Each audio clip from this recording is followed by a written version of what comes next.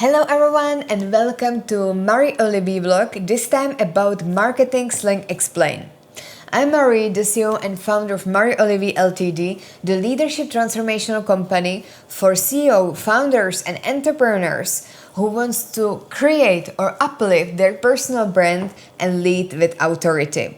So let's take a look at the marketing slang. So I'm actually not a marketing girl. I am IT engineer who also studied diplomacy in the past. So for me to land in marketing was really natural. I didn't know any of these really cool marketing phases, and I spent a lot of time just googling what means inbound, outbound, what means cold DMs, warm DMs, and all of these cool slang jargon that marketing people use.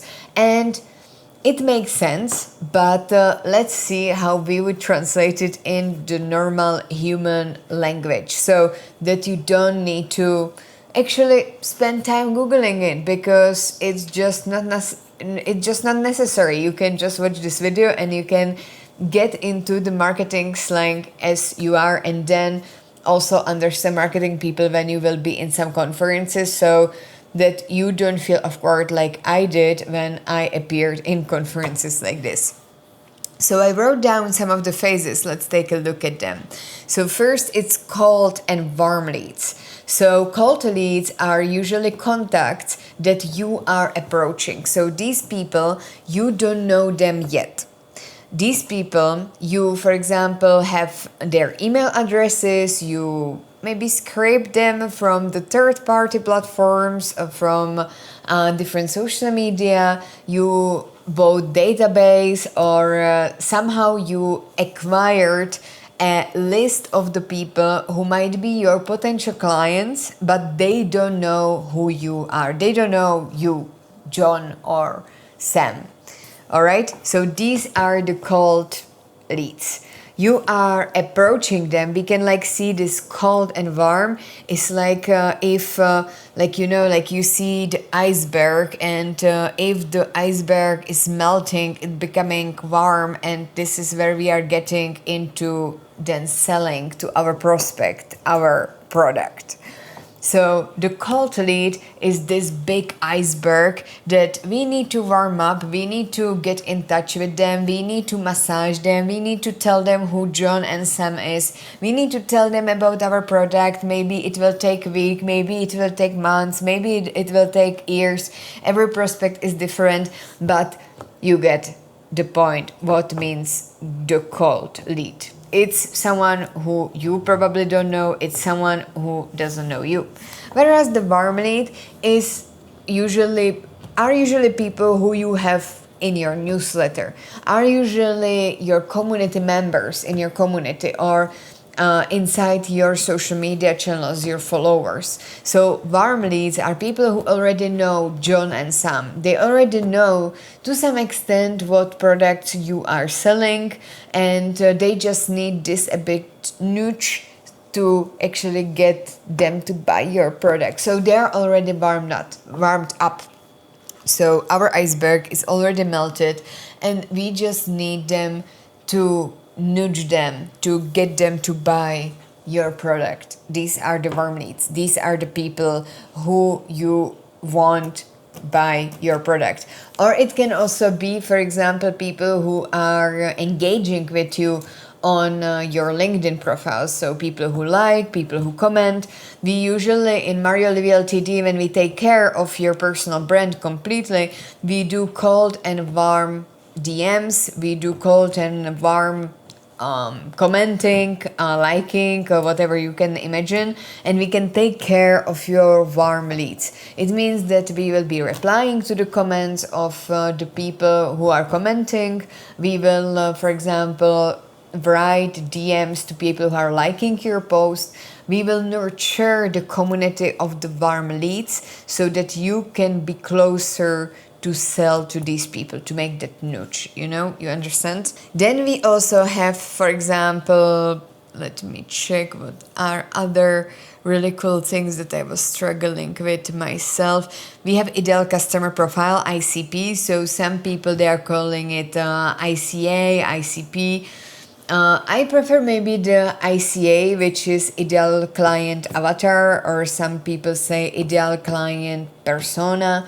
So, but this ICP, ICA, it's actually your ideal client. It's like your imaginary client, or it can even be like somebody who you already sold to, and you want to make your ideal client as close as possible to your product. So who is your ideal client? Is it younger person, older person? Is it man, woman? Doesn't matter. It can be both. What, for example, issues the person might be having, what music he or she might be listening, what books she or he might be reading, because then you can actually target them from background, so that you, for example, publish an article about what you think about Twilight, and then you are going to target, I don't know, millennials. Probably not Gen Z, but you know what I mean. If the more you map your ICP, your ideal client persona, or ICA, your ideal client avatar, the more you will understand who you are actually targeting. Then we have positioning. So this one, positioning is a lot. You can hear it a lot on LinkedIn, what positioning is about, and it's really how you differentiate yourself on the market. So what is your unique value proposition to some extent on the market? So where do you position yourself, in which niche or in which combination of different products? So for example, for me, it's personal brand and health, the value of the health, because I believe that if you take care of yourself, the more it pay off in your business. So positioning is like really the uniqueness of your product on the market, but how you then speak about it. Then we have a funnel. So this one is my specialty. I love the funnel. I love the visualization. So the funnel, you know that it looks like this, right? And you prepare a client journey where you want to sell the people at the bottom, right? So people are coming from the content, from the social media, they are consuming your content, they are getting aware of who John and Sam is. Then they are getting on your newsletter in your community, free newsletter. They are getting your magnet lead, and they are already warmed up. And then at the end of the funnel, they are buying the product from you. So it's really the marketing funnel, and marketing funnel optimization is the client journey, how the client is going from one topic to another, from one kind of, not product, because the magnet lead is something like that the person is getting attracted to. It's sometimes really a small product that you are providing them, so it can be ebook, PDF, cheat sheet, anything what you might think of, something really small that you didn't spend a lot of time on, something that like for example, you will not do a magnet lead for 6 months to then give it somebody for free, right? So it has to be something like easy to consume, and that people give you their email and the first name, so then you can target them via newsletter. Via the newsletter, they get into your free community. Inside the free community, you will start to massage them with your videos, with your articles, and then eventually you will tell them about your product of coaching or whatever you might be having. So that's another really good one. And you have, of course, like the top of the funnel, middle of the funnel, and bottom of the funnel. So, and you can elaborate on it where the client is. Then we have also inbound and outbound marketing.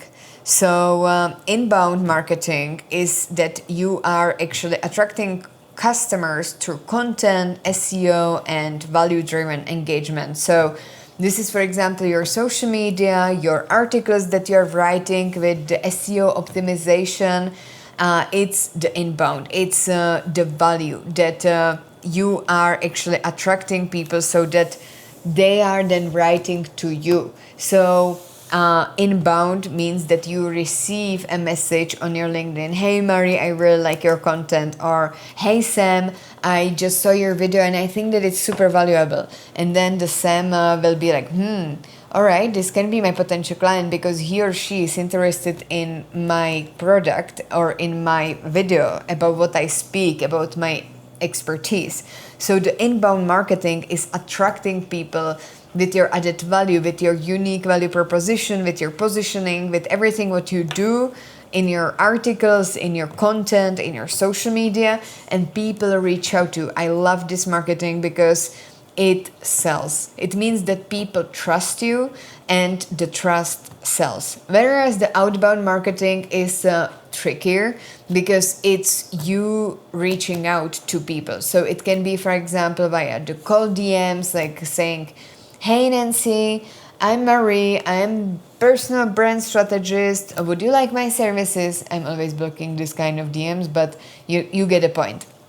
The outbound marketing is that I'm reaching out to the people who doesn't know me, or I'm reaching out to people who they can actually even know me, but I am reaching out to them. They are not reaching out to me. So this is outbound marketing. I hope that you get it. Then we have a lead magnet. So this we already covered. It's a free resource offered in exchange for contact info. Then we have the SEO, search engine optimization. So here we are, for example, using the keywords. We are using different strategies to optimize the search engine. So you can imagine this, that you have a Google, or you have even social media. You have LinkedIn, you have Instagram, and you are looking, for example, for the marketing expert. And the better optimization of the profile the person has, the marketing expert, then he will be positioned on the first ranks, right? So it's then the search engine optimization, that you think about the keywords, what you're including. You can also do this with your website or with your social media. And this means search engine optimization. All right, so I think that this is all. Yeah, this one is also good. The omni-channel.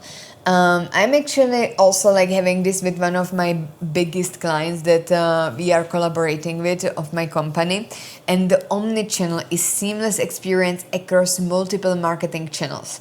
And this took me some time to actually realize, because we are usually not using or doing this like really like in a small companies, but when you have like a really big corporate and you have the omni-channel, it's actually streamlining different marketing strategies, and like how guys working in marketing automation, what they are doing, for example, in global team, in the US team, in the international market team. And it's usually for the big corporate who even work with different markets, and they need to behave differently. So the omnichannel is streamlining different markets, different softwares in